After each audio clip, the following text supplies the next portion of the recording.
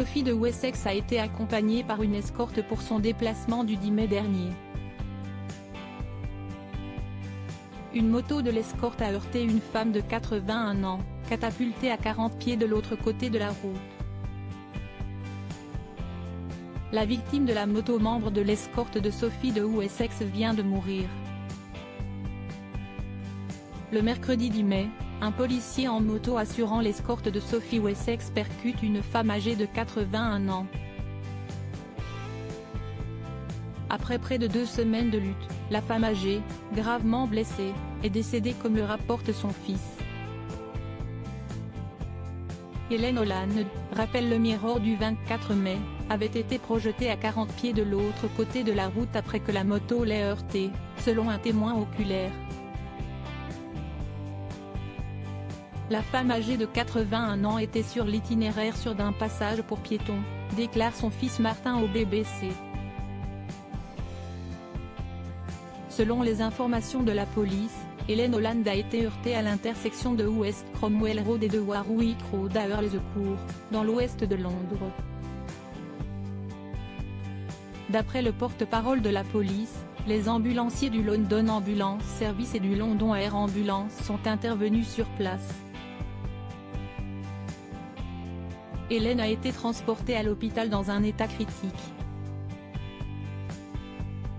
Lors de l'incident, le palais de Buckingham a publié un communiqué disant que l'épouse du prince Edward, Sophie de Wessex, 58 ans, était reconnaissante de la réaction rapide des services d'urgence et qu'elle se tiendrait informée de l'évolution de la situation.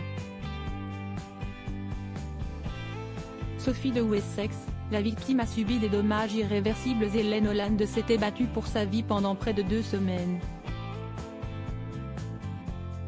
Mais des dommages irréversibles au cerveau ont finalement mis fin à son combat, raconte son fils au BBC.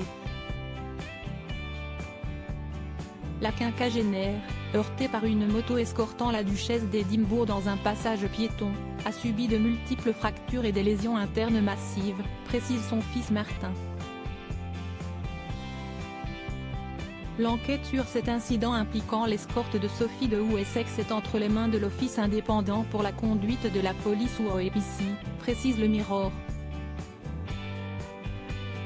Le 19 mai dernier, l'IPC a lancé un appel à témoins tout en précisant qu'il détient des images de vidéosurveillance des propriétés voisines. À propos de l'auteur introverti et passionné de l'écriture, j'ai rejoint l'équipe de Closer en 2021. Je suis également une grande admiratrice des romans épistolaires et de la science-fiction, et une fervente fan des animations japonaises. Ces derniers articles: une adolescente disparaît pendant ses vacances, un coup de théâtre apporte la vérité 13 ans plus.